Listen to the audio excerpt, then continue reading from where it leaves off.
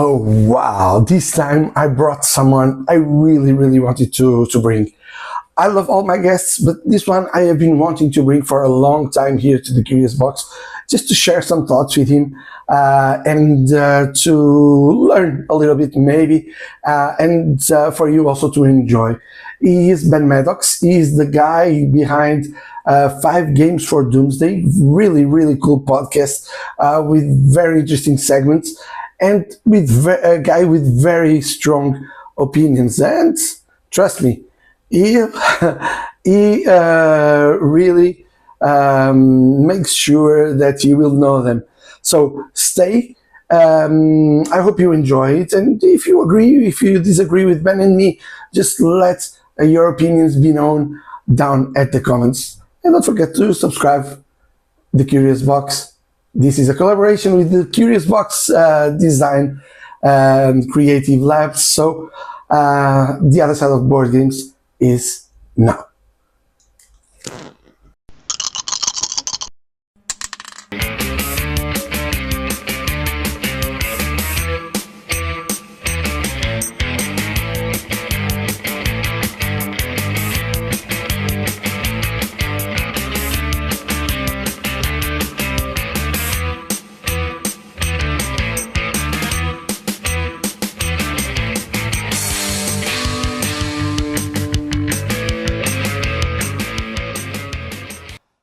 Hello everybody, welcome to the Curious Box. This is Pedro Kerouac and I'm here again with the other side of board games.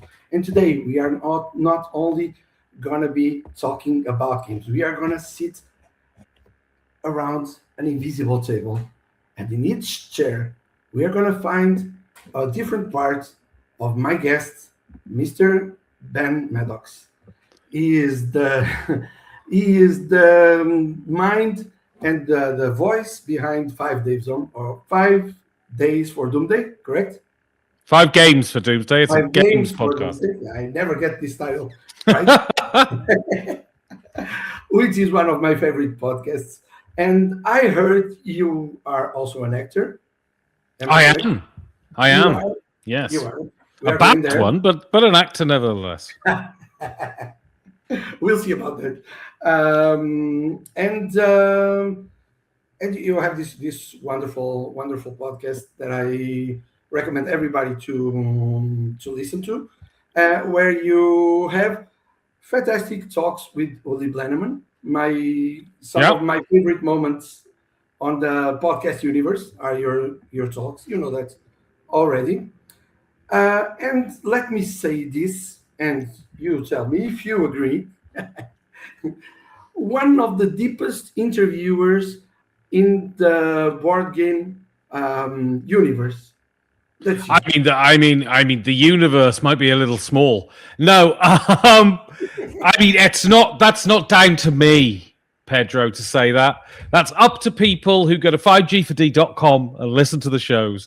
Then you can make that decision if you want. But far be it from me to blow my own trumpet. Okay, so before I get to a few deepest questions, I'm going to ask 1 or 2 questions so people get to know a little bit of you. Not that I know you very well, because we don't know each other so well. We met around in LadiaCon a few times, and really quick meetups, and we were supposed to do this talk there, but it's not that we know each other so well. So tell me, how did you get into this board gaming universe?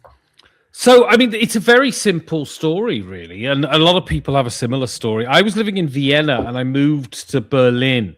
This was 2011, and I was getting older at the time, and I thought, I'd spent 8 years in Vienna living a hell of a life, but I thought, I need to find something to do that's not going to the pub every night. You know what I mean? So I thought I'll try board games. Maybe that'll help me meet people in this new city that I'm living in. And I played Pandemic, and from that moment I was completely hooked.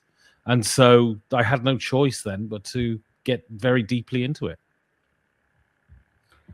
And after all these years, Uh, do you no before this. So how did you get from start playing games and then getting in? I mean, into getting to know the people. I mean, the publishers and getting in this circle of people who makes games. So my show is about interviewing people. That's the whole point of it, and it's a bit more than just talking to people about what they've got coming out in the next month or so. So the nature of it is that you get to know people, and people liked the podcast. People listened to the podcast, and you never want to be. So I guess to some degree I might be the podcaster's podcaster, and you never want to be that because it means you're not very popular. So I could do with being a bit more popular, really. But yeah, and then you just meet these people, and you meet one person. So Uli, for instance, if you know Uli, you get to meet a lot of other people. And you speak to people over the internet, and then just over time you meet people, you get to know people, and if people like what you do, they want to talk to you, I guess, which is cool. So if you talk now that you like to interview people and that's what you do. So when you sit to interview someone, who is sitting with you? What do you mean? No one's sitting with me. I do it all on my own. No. What I'm asking is, how do you choose the people to interview? How do I choose the people? Well, Yeah. it's just, I'm a fan of board games, and I'm a fan of, board game creators. So there's that. Designers I like is obviously a choice. Then there's interesting people I like to speak. I get to speak to publishers. I get to speak to, artists and things like that. And then sometimes, so I'll go on my Discord and I'll say, who do you want to hear on the show? And people will suggest names, or I'll meet people in the industry. And I get emails a lot from people I know saying, you should interview this person. They're fantastic, and all of that sort of stuff. So yeah, various different ways I approach. Very rarely do people approach me and ask me if they can be on the show. It happens once or twice, but not very often. It's usually recommendations or people I already know. So, And if I may ask, and if you want to answer to this, besides Uli that you interview every month, so I believe that is your favorite guest.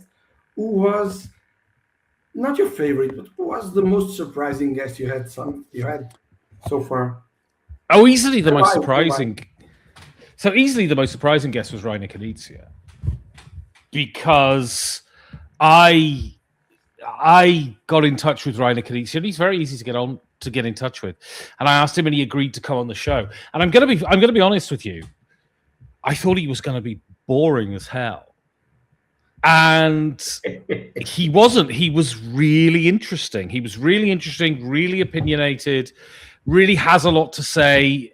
I mean, he's a great game designer, but a great game designer doesn't make you a great talker. But yeah, he was absolutely fascinating. He's interested in games. He likes to talk about games, and he does it in an interesting, entertaining way, which, you watch interviews with a lot of people who are artists or things like this in the world, and some people are really good at talking and some people aren't, and Rainer Knizia was. And it was a surprise because I was thinking it was probably not going to be fantastic, but it ended up being absolutely great. And then I've subsequently interviewed him, maybe 5 or 6 times since then, and he's always entertaining, and he's always got something to say. For how long have you been podcasting about board games? So, podcasting about board games since about 2014, I suppose. But I started this project in 2017 or 2018. I can never remember. No, 2018, I think. February 2018. I started, and I've been doing this now since then. And I've put out over sort of 800 shows because you end up doing a lot of stuff when you podcast. Do you ever listen to your old stuff? To my old stuff? So almost never, except I did today. So I I used to write reviews and do audio reviews. I haven't done them for a while just because of time, and I'm writing something else at the moment, which takes up a lot of my writing space.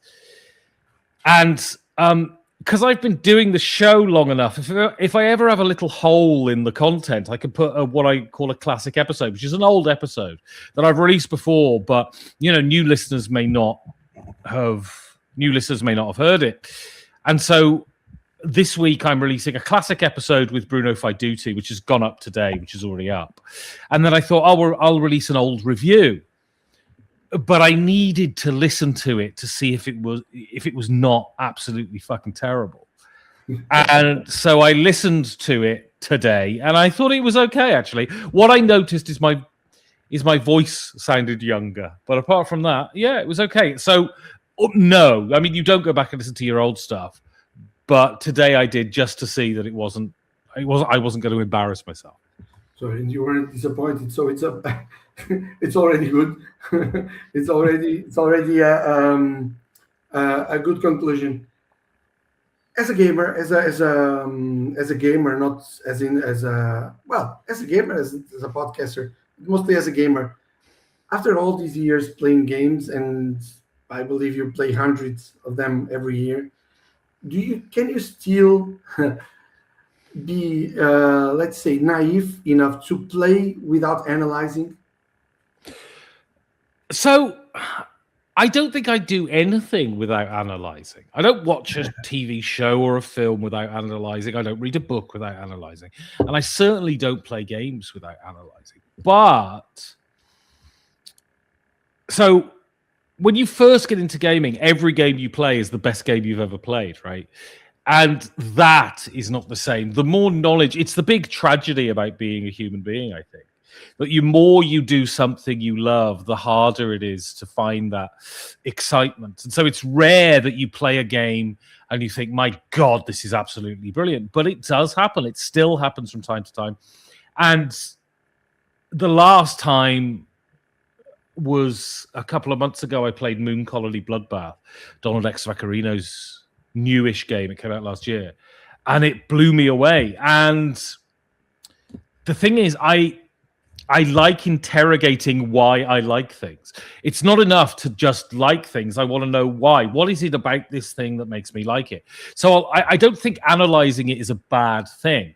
I think if you speak to game designers, because they're professionals in game design, can they play a game and not kind of redesign it in their head and try and see what the other designer has done wrong? A lot of people have that problem.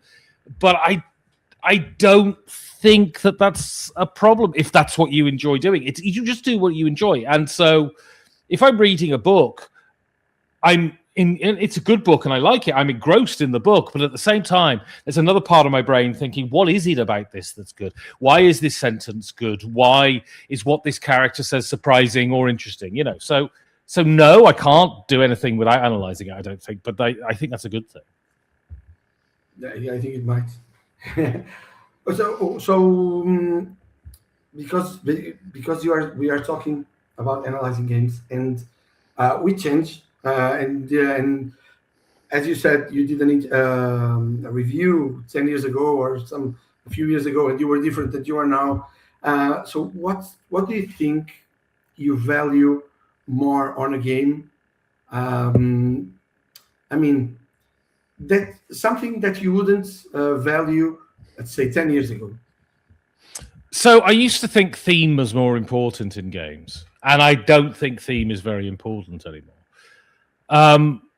The point is, the best kind of game is the game where the theme and the mechanism come together and it feels like it couldn't be any other theme. The great example, I think, is War of the Ring. War of the Ring, although they have re-implemented it for another game, which I haven't played, so I don't know, but War of the Ring feels like Lord of the Rings, and it feels Lord of the Ringsy both mechanically and, with all the other stuff. But most games, when I was at Luriacon, I played Castles of Burgundy. Castles of Burgundy is absolutely fantastic, and it could be running a factory in 1920s Chicago. It doesn't have to be medieval France, right? And so Yeah, I used to think theme was super important. It was the thing that attracted me to a game.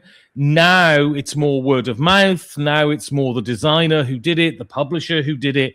And I don't really think theme is massively important as long as the mechanics are good. If the mechanics are bad, the game is always going to be bad. If the mechanics are great and the theme isn't particularly thematic, that's perfectly fine, as long as the mechanics are fantastic. And then, what makes you leave a game before it ends? So, I don't. I believe that's deeply, deeply wrong. I don't do it. Even if the game is a long game, I mean, you should stick it out to the end. The problem is, if that's the case, I'm an absolute fucking nightmare to be around. But I think a game's biggest sin is if a game encourages you to do the boring thing. If doing the boring thing is the best way to get points, that's the worst thing a game can do. A game should always encourage you to do the interesting thing. If you I'll just repeat this action here every turn because it gets me points, that's a bad game. Games should be enjoyable. And the problem is the way if the game encourages you to do the boring thing and that's the best thing because that's the one that yields the most points, you also kind of have to do it. Otherwise, you break the spirit of the game because deliberately losing just to do something interesting isn't right. It's the Knizia quote, isn't it? It's, the goal of a game is to win, but the goal is important, not the winning, And so yeah, games should always encourage you to do the interesting thing, the exciting thing, not the boring, spammy, useless thing. How do you tell? I'm sure you tested a lot of games, lots of prototypes with game designer who are friends or with people who just asked you to test their games. But not only testing. For example, you tried a game from a guy, a designer, game designer, or a publisher that you know. And I'm not saying you hated it, but you really didn't like it much. Okay? If you are playtesting it, it's easy to say, okay, I didn't like this, and this because that's the point. The point of playtesting to make it better is to point where the bad things are. But if the game is already published, how do you tell, for example, Uli? I don't know if it happened already, but if not him, someone else, that you didn't like the game. So the simple answer is if it's already published. So if it's in prototype, as you say, it's very easy. People are professionals. If they can't take criticism, they shouldn't be in the creative arts. So the thing is, you go and see a friend play, and it's fucking terrible. And they come out of the theater and they ask you, "How did you find the play?" It's very simple. You say, "Oh, it was great." Simple as.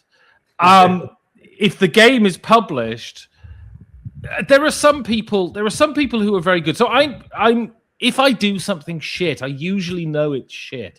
So the last couple of theatre productions I've done were shit, and I've known they were shit, and I certainly was part of the reason that they were shit. And I have friends who are in the business, and they came and saw the play, and afterwards they said that was shit, and I said, no, I told you it was shit, But usually, if that's someone's creative baby, I would just say it was great. I know that's cowardly, but it is what it is. I'm not going to mention any names here, but there was someone I met last year who was very nice, and she'd published a game, and I didn't get to play it at the convention that I was at, but I subsequently got to play it.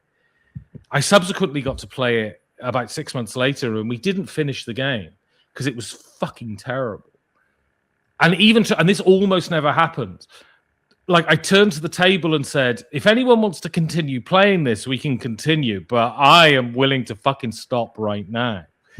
And everyone said, oh, thank fuck you said that, And if I met that person again, I would almost certainly say, oh, no, I thought it was good. And because unless you know someone well enough, telling them that their baby is ugly is not a good idea. And it seems cowardly. So the difference is, if I was writing a review about it, that's a different situation. If I was writing a review, I'd be completely honest and brutally honest. And writing negative reviews are much more fun than writing positive reviews. You get to be creatively nasty, which is wonderful. But in just a normal casual situation, I don't understand why you would want to trample someone's ego. I'd lie. It's terribly cowardly, but I'd lie. It's funny that we talked about this because when I was playtesting my first game a long time ago, my first prototype, and this was the first time I took it to another game designer, which is like what you should do as a game designer is to take your prototypes to other game designers. They are the best ones generally to play test. So this person told me it destroyed my game in 5 minutes. I mean, in 5 minutes or less. I was like, I wrote everything down, and I still remember all the lessons I learned on this game. So a few years went by, many years actually, maybe 5 went by, and his new game came out. And the publisher gave me a copy, and we were playing it here at the board gaming group we have in Braga, in my town. And we were four of us. And see this, the game was designed by him, and it was developed by another guy who is quite well-known game designer. And a very good friend of mine, and I hated it. But no, but I was like you. I was not a good person to have around during that game. I hated so many things about the game that I want to play the game again just to see. This was like 1 year and a half ago, maybe 2 years. That I want to play the game again to see if I was really correct, or I was just flooded by hate and yeah. Some games you play and you don't like, and then maybe you think I was unfair on that. And there are some games like this one I was talking about. You just know it's not very good. You just know it is, and because you see what's broken about it, and you just say, well, there's no point me playing it again because I'm never going to enjoy this because it's not very good, So it depends. Yeah, but then I thought, now, I mean, this guy, I cannot tell him the game was bad. Because not that I can't, because he knows me well enough, and I wouldn't mind telling him.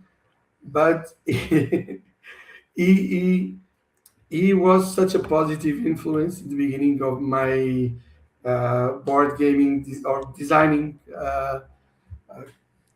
career. It's almost as you as an actor.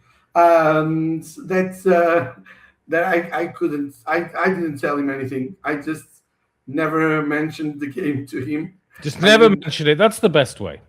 Yeah. But I told the developer. And mostly, I mean, what's interesting, mostly most people are okay with your review, even if it's a bad review. Only one designer I know was angry with me because of their review, because of my review of their game. I can't say that. I can't say that in public. But I wrote a really bad review of the game. I hated it. And I'd liked and written reviews of previous games of theirs that I enjoyed, but this one I really hated. And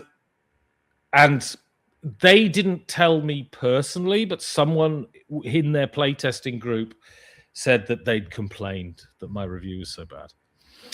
But, that's my job. Your job is to design a good game. My job is to tell you if it's good or not, That is true. Which game designers, when you hear their names, are you instantly curious to play the game? Uwe Rosenberg every time. Though I don't think he's had a masterpiece in a long time. His games are always very well. The rule with Uwe Rosenberg: if he publishes with Feuerland or Lookout, play his games. If he publishes with any other publisher, don't, because it's his trash that he just sells to other publishers. So Uwe Rosenberg, Vlada Chvátil, who I think is the best designer in the world, and I haven't had an opportunity to be curious this time because he hasn't published a game in forever, apart from last year, but it was a co-op, and I hate co-ops. So I will try and play it at some point, but yeah. Carl Chuddock is always interesting. I think he's probably the best card game designer around. I would say Ryder Knizia, but not really, because he publishes so many fucking games a year. So it just depends on which game he's got coming out. Thomas Holek is always interesting because he's hot shit right now.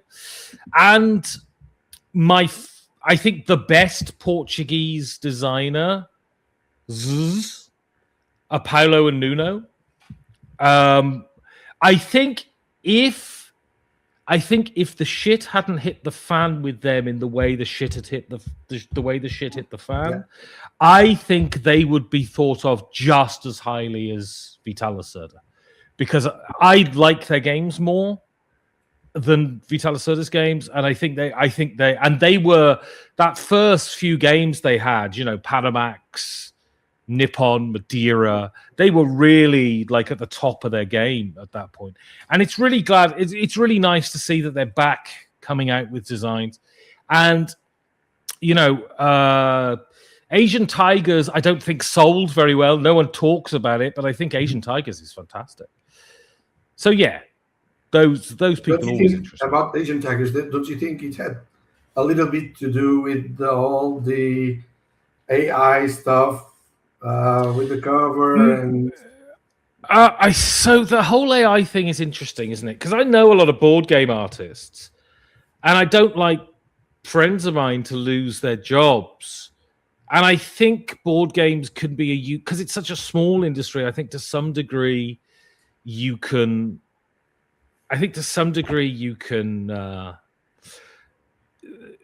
Because it's so small and everyone knows each other, you can sort of try and say, okay, within this small world, we're going to try and stop it. But unfortunately, I think the horse is out of the stable. I mean, what do we do? And I don't agree with it, but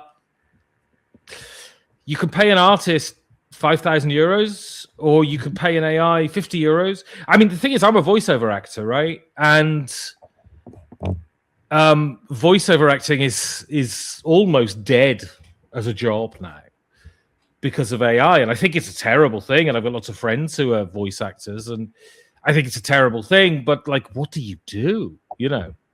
It just, once the horse is out of the stable, I don't think you can stop it galloping. So I think we can say blah blah blah.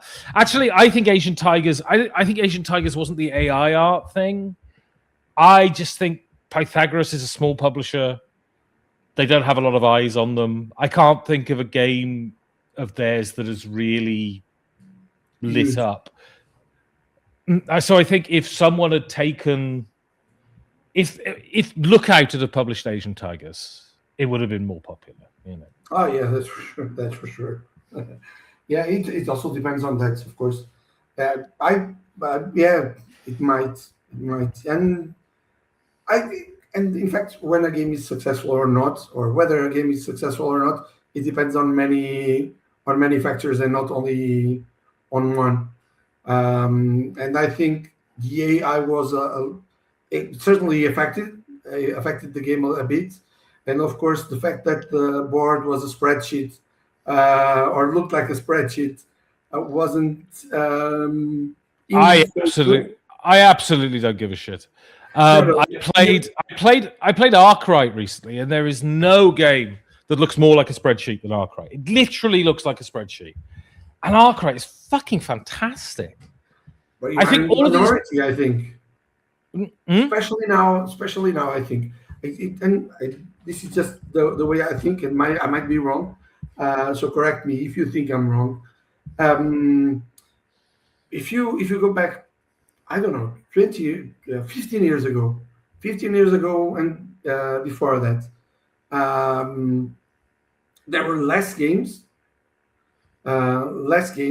Some of them really, really ugly. And I'm not saying people don't care about quality here, but certainly now there are other factors that affect the success of a game more Fucking than grow just up. being a good game. Fucking grow up. The point is, if it's not got pretty pictures of fucking animals in suits on it, means you don't like it. Fucking grow up. Games are about the mechanisms, how good the mechanisms are, how well the game is designed. Sure, art is nice, but fuck me. If you're going to say this game is no good because I don't like the art, what the fuck are you doing talking about games? It's so infantile. It blows my mind. Grow up. This is not what you come to a game for. But And it also shows how much the audience, the board gaming audience is changing. I mean, sure, but I think they're wrong. I think they're wrong. I think the amount of the thing is, I think to a large degree, especially on crowdfunding, it's not about gaming anymore. It's just about buying games. Collecting is a hobby in and of itself. And these fucking ugly, overproduced versions of Castles of Burgundy and fucking Zombie Agricola. I mean, honestly, go fuck yourself. It is embarrassing. And if you're talking about AI art, I mean, come on now. And big companies like Awaken Realms using AI when they're doing $8 million Kickstarters, I mean, it's absolutely fucking despicable. And I like an ugly 30 euro game that plays brilliantly. Go and play Notre Dame by Stefan Feld. It's absolutely amazing, and it looks like dog shit. But who cares? My God, are you children? Do you need pretty bright colors? It is the thing that annoys me so much. And it's not to say I don't like nice art, but God, that you'd say a game isn't good because the art isn't good, even if it's the most mechanically innovative and brilliant thing in the world. Grow up. All of these people who said the old version of Glory to Rome was crap because the art was crap. Grow up. Christ. We're adults, aren't we? We don't need children's storybook pictures splattered over everything, Maybe we need. I mean, some people clearly are not mature enough to appreciate this art form for what it is, so they need it. Yeah, I agree. Have you played? I mean, the other day, some guys at the group, they were showing me the new deluxe version of Puerto Rico. Okay, and it's stunning. It's impossible to ignore. It's stunning, great, but I mean, if the game is bad, the game is bad. Is it any better than the original 35 euro Aaliyah version just because it's got some dildos in the box? I very, very much doubt it. I played, as I said, Castles of Burgundy at Lariacon, and it's not the greatest looking game in the world, but my God, it's amazing. You don't need the horrible plastic tiles and the plastic dildos, which means you can't see your board. It's completely useless.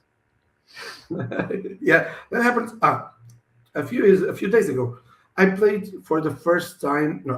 It was the first time I actually played the game, Everdell. Okay, and I tried it a few years ago in a convention here. I don't think I played it. I played all of it, or I was just sitting at the table, seeing my friends playing, and I wasn't really playing. But this time, wow, it was such a nightmare. I've never played Everdell, so I can't really comment. But it strikes me as probably a very mediocre Euro game. I'm sorry. I no. There's some nice ideas, and the thing is, the first thing everybody talks about Everdell is that the production is so nice and the game is so beautiful. And actually, the production is all Wrong, because the production first should make the game functional, and Right. then it should be beautiful, or it shouldn't. It depends. But first functional, and the tree is there only to bug you because Hold. you always need to get up to see to look at the cards. The Yeah, cards, nonsense. all the cards have text, and I hate text in cards. Sorry, guys, at home, I hate text in cards, unless it's flavor text, and that I like. But at some point, I had on my tableau, I had like six cards, and I checked the text for all of them, and they were all very easy replaceable. Okay, very easily replaceable. There is a part in some cards. There is this sign that means that you can activate a card of this type if you play this card. This sign is such in small font, small sized font that you can barely read it. Old people play games. They should realize old people play games. Make the text bigger. It's just, oh, there are so many wrong things about that game Yeah, that, yeah. Have a fucking cardboard tree and people get erections. I mean, honestly. yeah, it's true. That is true. It looks great on the table though. But I agree, and you probably will agree with me that it doesn't hurt. It doesn't hurt to have a good looking game. It, Absolutely not. So if you look at Vital Lacerda's games, right? well, yeah, wow, They for look sure. they look amazing. They look, and that's not a bad thing as long as, and you highlighted this, as long as it's functional. It needs to be functional first, then it can be beautiful afterwards. Also, I don't want to pay 150 euros for a game mostly. And so if the production means, if you've got the nice bits and stuff, the production means you're adding 100 euros onto the cost of the game. Well, that doesn't interest me either. And also, yeah, the Castles of Burgundy Deluxe Edition is a classic example of production over utility, because you put the plastic pieces on and you can't see your board, and it's a pain in the ass. So, if a game looks great, and they're a great, Ian O'Toole's a great artist, and it's nice to see his work on stuff, but that's not the primary consideration. Make sure it's readable and usable first, and then make it pretty if that then remains an option. But it doesn't matter if it looks like a spreadsheet. It doesn't matter. Arkwright is brilliant. It does matter to me. Yes, it's not like a spreadsheet. I mean, I played Asian Tigers. I play tested it actually twice or three times. I don't know, and I really loved the game. I really loved the game, and I didn't mind that it was almost like a spreadsheet because it was Nuno and Paulo, and they are designers of one of my favorite all-time favorite games, which is Nippon. Yeah. And they are friends, so I would have to play the game eventually. But I really liked it, so I didn't mind. It looked the way it looked. But I just a piece of advice to publishers: try to make it look a little. I'm not saying it must look bright and full of colors, but Board gamers are superficial, so try and make it look like a children's book. Yeah, you're right. You're right. Board gamers are superficial. Make it look like a children's book, because we're all children now, apparently. no, but a friend of mine says this, and I had this actually this discussion with him and with Costa. You know Costa? Yeah. Yeah, of course. On a dinner table on a convention like 2 years ago, and we were talking. I don't know about which game, but then we talked about some explorer games and so on. And my colleague said, my friend said this, and he always says this: if you are a publisher and you invest such a long time in doing a great thing, a great game, why wouldn't you invest at least some effort on presenting it well to Sure. I mean, I don't. The thing is, I sound like I don't. I don't think making a game pretty is yeah, it makes the game better. It's important to sell your game, but at the same time, the Splotter guys are a great example. Their games are rarely very good looking, but they always sell out. Yeah. And so they are proof that if the games are good enough, and their games really are good enough, then the way they look is kind of inconsequential as long as you're able to play the game. And I admit, I'm embarrassed that I didn't buy Food Chain Magnate at the Essen that it came out because I thought the board looked boring. And that's embarrassing. Now I look back at it, it's completely embarrassing. So yeah, I'm not against good art and good artists. I just don't think it's. I just don't. If your criticism of a game is, I mean, it was fun, but it looks terrible, then I don't know what you're talking about. I must admit that I have never played Food Chain Magnate because it looks so bad.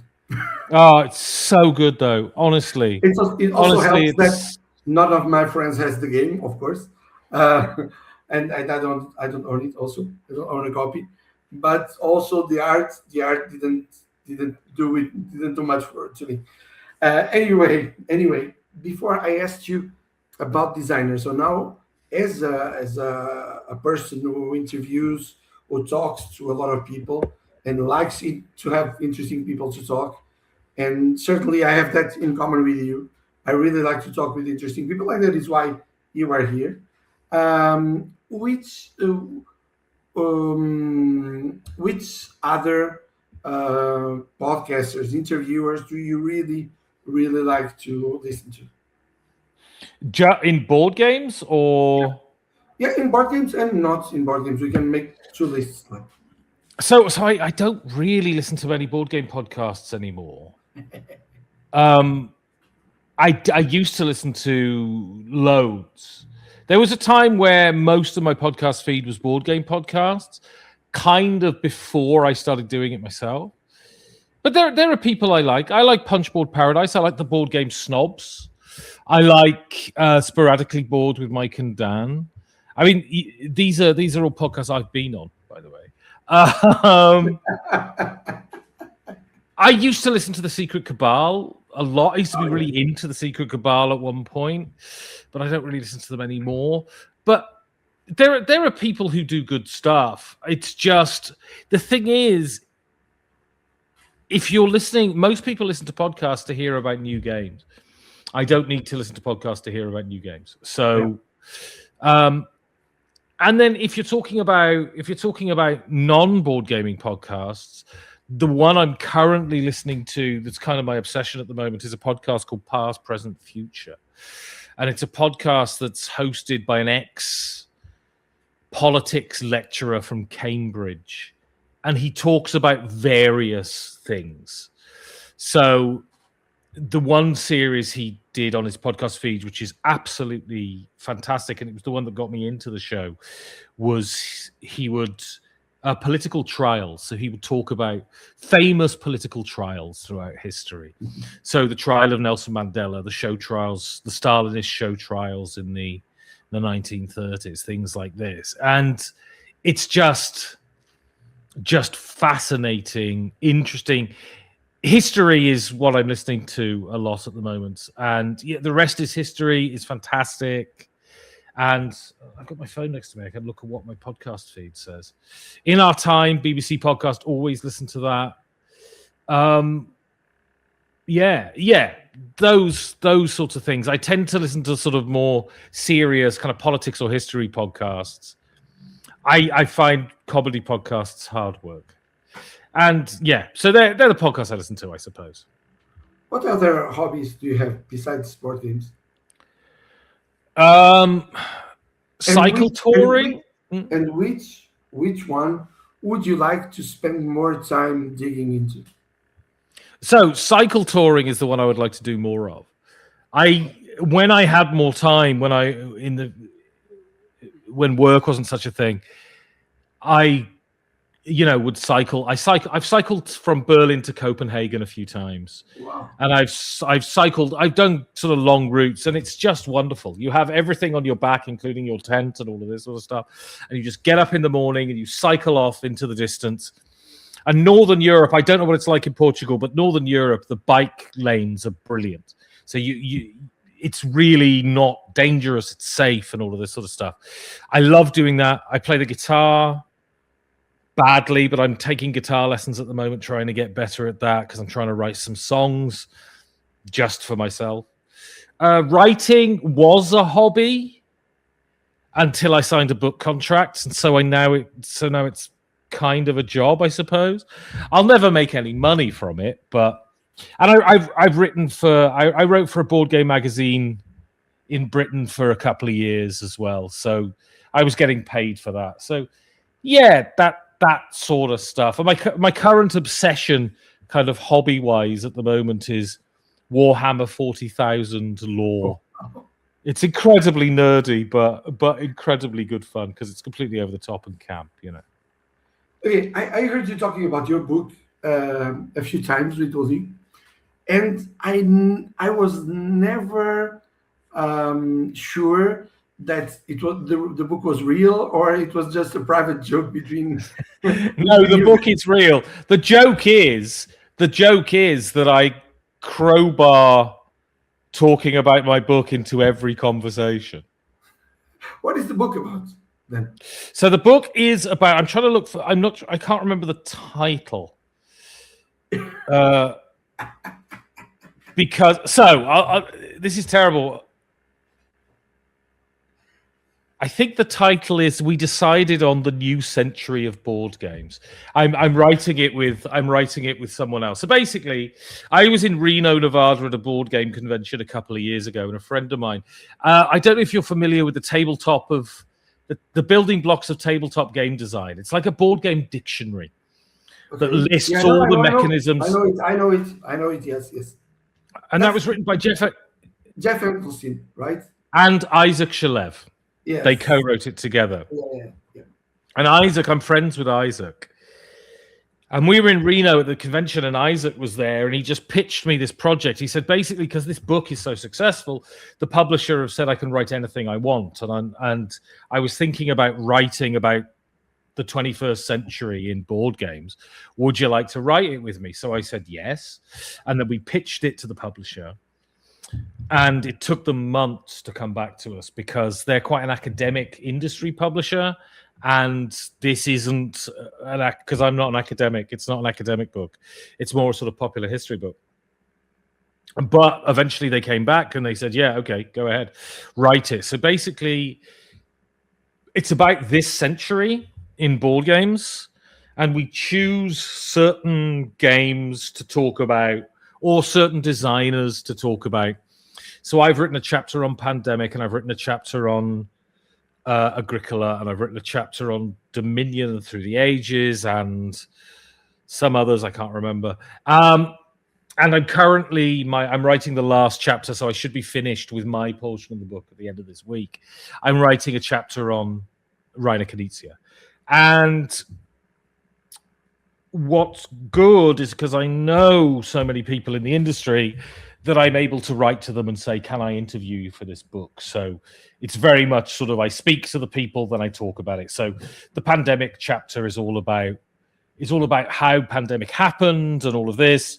And I interview Zev from Z-Man Games and Matt Leacock, designer of Pandemic, and they sort of take you through. So that's the book, basically. And I should be finished with it this week, and then we've got to edit it and all that sort of stuff, of course. But fingers crossed, it should be out this year. That's the hope. Let's hope so. I want to read it. Ah. Yeah, I always like to read about games. Not only about games, actually, but I've been reading quite a lot about games, even light stuff sometimes. Just because sometimes I don't have much time to read, so I like small short chapters with a few pages, just just to relax, and because I don't have time to play as often as I would like. At least I'm reading or listening to podcasts about board games, because really sometimes I feel, and I am very much criticized about this for this uh, from my friends who are going to to meet me. I mean, we meet mostly at conventions. Hmm. Okay, some of the guys, some of them have other YouTube channels. Some of them are people that I met a long time ago. So I meet them in Lady, I meet them in Vienna Con. Some of them I only meet at Essen. Hmm. They are Portuguese and they don't live that far from me, that far away. But we meet at Essen once a year and we have dinner and stuff. And some of them, the ones, some of them, they always tell me, you spend much more time speaking about games than playing them. Oh, me too. Absolutely. I mean, it's just you do if you're doing a podcast, and the thing is, as you get older, people become less available, and you become less available, and you have other obligations, and it's a thing. If I could play every day, I probably wouldn't, to be honest. But if I could, I would like to. I would like to double the amount I play. I try to play at least once a week. The last month or so has been hard, but yeah, I would like to play more, but I've got a podcast to edit, and YouTube videos to write, and things, and a book to write. I mean, finishing this book this week will free up more time, not to play games, unfortunately, but probably to write about games more. Okay, which is also good, but this is also a part of the hobby. That's what I meant. It's talking about games, like taking pictures of games and posting them online or not, but taking pictures, collecting games. These are or painting miniatures. These are all different sides of the hobby, Yeah, and because play board gaming is not only about playing games. And I'm always telling my friends, I am undeniably. I am first. I shouldn't. I probably shouldn't say this, but I'm first. Um, Even though I haven't published many things yet, and maybe I never will. Who knows? But I am first a game designer or a person who likes to create games. This is a better definition. I am more a person who likes to create games than a gamer. Yeah, I Yeah, mean, I'm not, because I have no aptitude for. I have no aptitude for game design, but I guess I'm more of a commenter on games than I am a gamer now. I but would at the moment. do you enjoy it more than playing games? No, I don't think so. I'm so writing is hard work, but it's very rewarding work. Games is relaxation. They're a different thing. I think they're not games. Sometimes the people you play games with can be work, but the games themselves generally aren't. If they are, they're bad games. So no, writing is not about enjoyment. The thing is, I think if you're so, like, I'm an actor and I'm a writer and I play music, and none of that is really about enjoying it. It's about having to do it. I mean, believe me, if I had the desire to do something that would make me more money, I would do it in a heartbeat. But I've no interest in selling stocks and shares or being good at physics. So yeah, I'm stuck with the arts, and it's yeah. I don't. It's not about enjoying them. It's about having to do it, I think. Oh yeah, that's a good point. But I think about writing, and not only about writing. When we do some kind of project, sometimes the real pleasure comes on having it ready and not on the process of doing it. So I always think writing is like jogging. In the Before you do it, it's the last thing you want to do, but after you've done it, you always feel good about having done. Yeah, yeah, that's my point. that's That's exactly my point. I mean, So part of the reason of having a podcast was that I was able to broadcast my writing. I mean, this is the first book I'm publishing. It's the first publisher who's agreed to write a book and to publish a book I've written. But the interesting thing is, I mean, they haven't read a word I've written yet, because I haven't submitted the manuscript. So we'll see what they say when they'll see what they say when the book is submitted. You know. no, we'll see. We'll see. We hope for the best. What else can we do anyway? Indeed. So we talked about several ways of enjoying board games, but so which means also the hobby is growing. It's been growing for quite a long time, I think. At least in number of games that come out, and for sure in the number of gamers. So the hobby is growing, but it is also maturing. Is that the question? Yeah. No, I don't think it is. I think it's less mature than it was. I think it's a lot less mature than it was.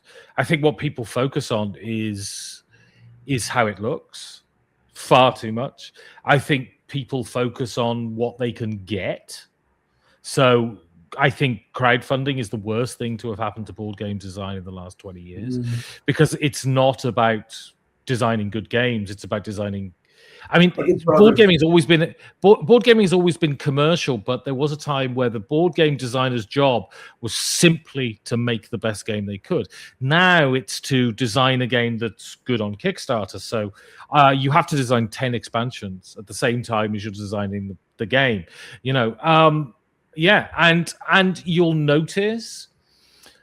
The thing is, I'm all for inclusion and acceptance, but people come into the hobby and they want to make the hobby reflect their wants and needs, and they make moral statements that I disagree with. So it can be. I mean, board gaming is overwhelmingly left wing. And while I share many of the beliefs, the idea that it should only be that is I think awful and bigoted, frankly. And most people who comment about board games on the internet talk about inclusion while being incredibly intolerant. So I think it's much less mature than it was in the. It's more professional, but I don't think it's more mature. I don't think the art form has really come on a lot in the last decade, because the art form is about the games, and the games haven't been the focus. The politics of the games have been the focus. The look of the games have been the focus. The components of the games have been the focus. But the games themselves are really, I mean, so you get good games, still a lot of good games, but so many games are, okay, what happens if I mix deck building with worker placement? And okay, then we'll publish 20 games where I mix deck building and worker placement. So yeah, no, it hasn't matured. It's much less mature than it was a decade ago, I think. And I forgot the question I was going to put you, because it was about something that you said. But yeah, I know it wasn't a question, but it's now more maybe about the product and less about the game itself. Yes, it's product design. It's not game design, and that's not all true. I think Druids of Adora came out last year, and it's a classic Alea. It's €50, €55 rather than €30 now, but a classic sort of Stefan Feld Dura game. It's great. It's not his best, but it's a great game, and it's about the game. And so I mean, it still exists. I'm not a complete cynic, but yes, I mean, if you look at the latest games people are going crazy about is Hot Streak and Magical Athlete, and while I'm sure they're a lot of fun, they're probably not wonderful games, but their product design. Hot Streak, I've seen Hot Streak. The product design is wonderful, but I mean, that's a sign of the immaturity of the gaming industry, that the game is successful because it has a nice product design. You know. Have you played the game? I haven't played the game. I've seen it played, but I haven't played it. So maybe it is a good game in the end. It's dumb, but it may be fun. We'll see. I will play it at some point, I think. Yeah, but being dumb, it doesn't mean it's not no, fun. Being dumb is great sometimes. Have you played in Lydia? Peter Haggard was showing uh, Bounce It. Have you played the game with the balls? No, I didn't. I didn't play it. Oh wow! It was the dumbest game I played in years, and it was so much fun, Yeah, yeah. so much fun. So so yeah, being dumb is not always a bad thing. Not always bad. Yeah. So what changed more? We talked a little bit about this, but uh, what in the last few years? I mean, I don't know when exactly did it start. It certainly wasn't. It certainly everything started with. It didn't start with Catan, of course, even though it's known as the godfather of games and or the father of more modern board games. But there were many modern board games before. But I don't know. Over the last 10 years, I would say things started getting really, really fast, and so many more games coming out. What in and I'm sure from what from what you're saying that you would agree on saying that the hobby is not as good as it used to be, at least in publishing games, the games published, on the quality of games published. But my question is, okay, you are free to disagree with me, okay? But my question is there something from the games back in the day that you would like to see more that you don't see anymore? And I'm not only talking about Euro games, about trades in Mediterranean. Uh, Well, I mean, that's all I'm interested in, really. So, elegance is the thing. Elegance is the thing. That doesn't mean simple. It just means as complicated as it needs to be, right? So, the Euro game used to be the elegant thing. When you look at this revolution in the 90s, with stuff that Klaus Teuber and Alan Moon and Wolfgang Kramer and Rainer Knizia and all of those great designers were bringing out, these games were incredibly deep, but also pretty simple. And Eurogames have just become very complicated and actually not particularly deep. And the challenge to a lot of modern Eurogames is learning the rules as much as playing the game. So elegance, I think. I won't mention names, but there are a couple of designers that I think are absolute frauds, frankly. Their games are just mental masturbation and they're much too complex. And liking them is about bragging that you like heavy games rather than actually, liking games. So elegance. So, but of course, these games still exist and they still come out. I think SETI, for instance, is a very elegant game, but it's not an easy game and it's not a short game.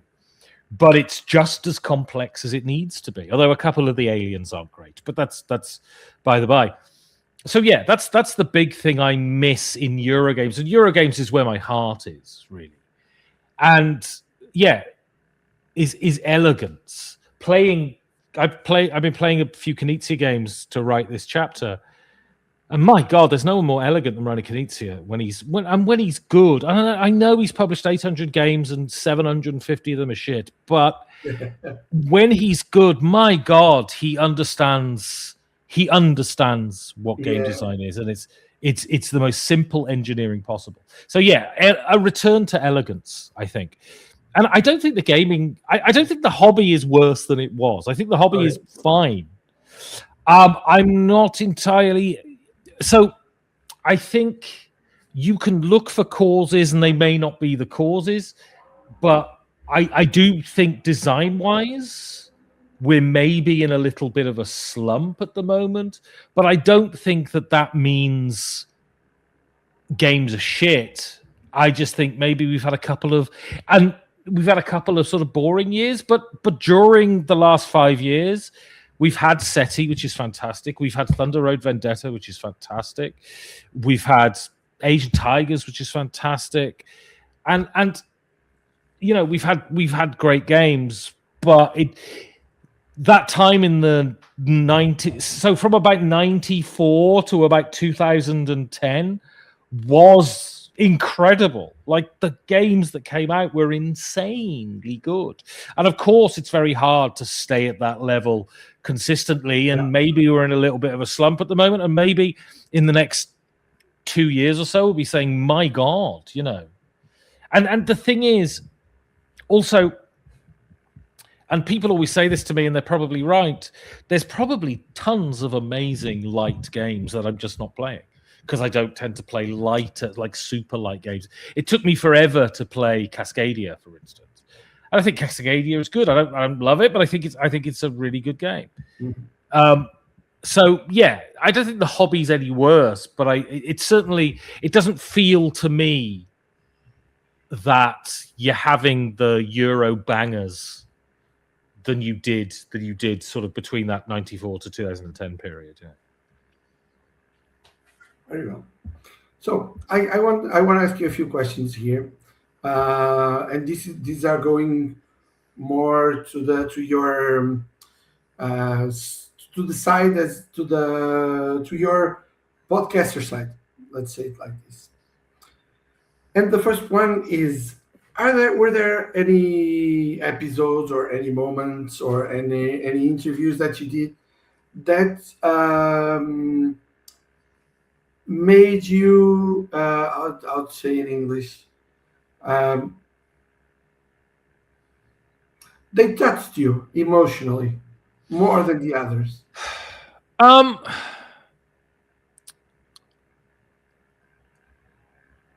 Kai Jensen is Chad Jensen's wife, the designer of Dominant Species. And he died 10 years ago now, something like this. And in the episode, she explained how he died in her arms. And I think you have to be a fucking monster to not find that affecting, you know. But I mean, my job is to be an interviewer, not to cry. So yeah, but that was certainly. Anyone listening to this, go and listen to Kai Jensen's episode. It's quite something. She was very, very open about that thing. So I guess that one would be the one, I think.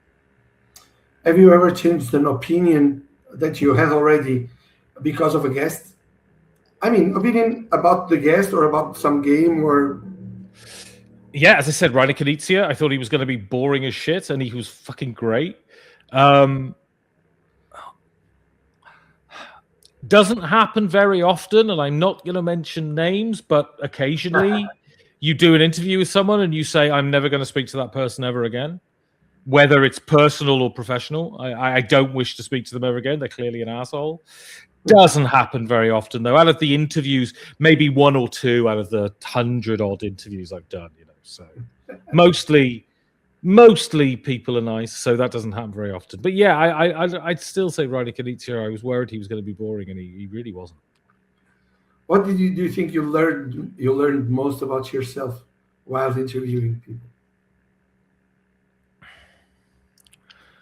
Probably that I'm not as clever as most of the people I interview, but that's a good thing. Surround yourself with intelligent people, and hopefully some of it may rub off on you, I think.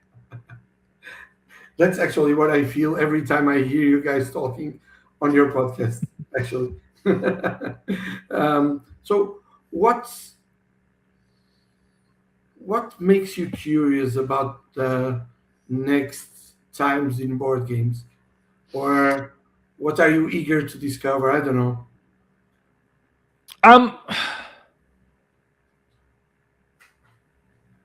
The thing is, this is the thing, you never know. You never know what's going to be the next trend and what's going to be good and what's going to be exciting or you're going to like. I just can't wait for the next Vlada Chvátil game that's published by Czech Games Edition. I think when they're published by Czech Games Edition, he does brilliant stuff. And I've been waiting now since fucking Codenames for him to bring out a new game. So Yeah, that's what I'm. And every year there are rumors that it's coming out at this year's Essen, and I've heard this rumor this year too. And every year it doesn't come out, so we'll see.